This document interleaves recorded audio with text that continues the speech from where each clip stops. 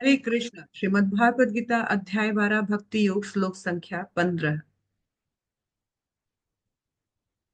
यस्मात् न उद्विजते लोका लोकात् न उद्विजित च यः हर्षमर्ष भय उद्वेगे मुक्त य स च मे प्रिय।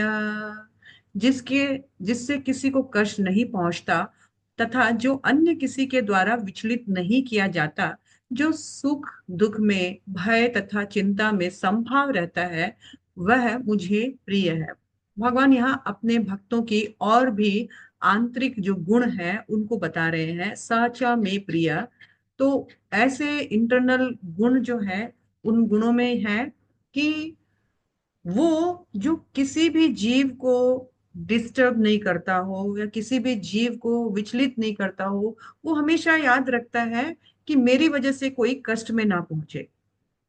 और एट द सेम टाइम कोई उसको दुख पहुंचाने का कोशिश करता है या उत्तेजित करने का कोशिश करता है, एजिटेट करने का कोशिश करता है, तो वो किसी के लिए एजिटेट होता भी नहीं है। उसका माइंड इतना कंट्रोल रहता है कि कोई उसको गुस्सा दिलाए या खुशी दिलाए, उससे उसको फर्क नहीं पड़ता है। वो चीजों को समझता है, या यथावत कारण जानता है। तो यानी वो भी किसी को दुख में, तकलीफ में, ट्रबल में नहीं पहुंचाना चाहता है, और कोई उसको दुख या ट्रबल में नहीं पहुंचा पाता है, क्योंकि ये सारा मन का खेल है। आप किसी की बातों को मन से लगा लोगे तो आप तुरंत दुखी हो जाओगे। आप उसी की बातों को मन से आप हटा दोगे तो आपको उस बात का फर्क ही नहीं पड़ेगा। भक्तों में ये क्वालिटी होती है। उसके बाद यहाँ बताया गया है हर्ष।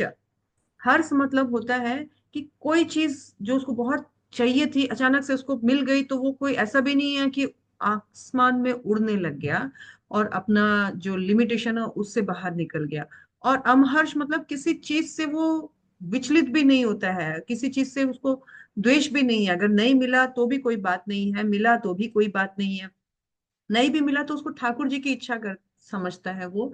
अगर कोई उससे द्वेष करता है तो वो ये जानता है कि भगवान की मर्जी के बिना तो कुछ भी नहीं होता है। ये आदमी अगर मुझे ना पसंद कर रहा है तो इसमें भी ठाकुर जी की कहीं ना कहीं सैंक्शन होगा, तभी ये मुझे ना पसंद कर रहा है। क्योंकि मुझे कोई ना पसंद करे ये भी मेरे पूर्व जन्म के फल का ही कोई नतीजा है। मैंने तो उसका कुछ बुरा नहीं किया, फिर भी ये मुझे ना पसंद कर रहा है। भक्त इन कैलकुलेशन को ठीक से जान पाता है और सही समय पर उसका उपयोग कर सकता है। इसलिए ना तो किसी चीज से बहुत ज्यादा खुशी होता है, ना ही तो उसको दुख होता है, ना उसको किसी चीज का खोने का भय रहता है, क्योंकि उसको मालूम है कि ये शरीर टेम्पररी है और इस संसार में जो भी चीज है वो टेम्पररी है, एक ना एक दिन तो जाना ही है।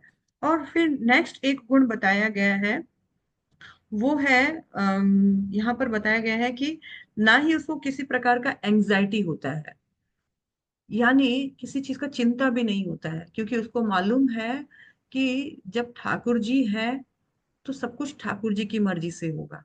मेरे चाहने और मेरे नहीं चाहने से कुछ बदलने वाला नहीं है, इसलिए वो चिंता भी नहीं करता है। जैसा ठाकुर जी चाहेंगे वैसा ही होगा। और हर एक भगवान के द्वारा दिया गया जो भी सरकमस्टेंसेस है उसको इजीली एक्सेप्ट कर लेता है ठाकुर जी का प्रसाद समझ के। हरे कृष्णा।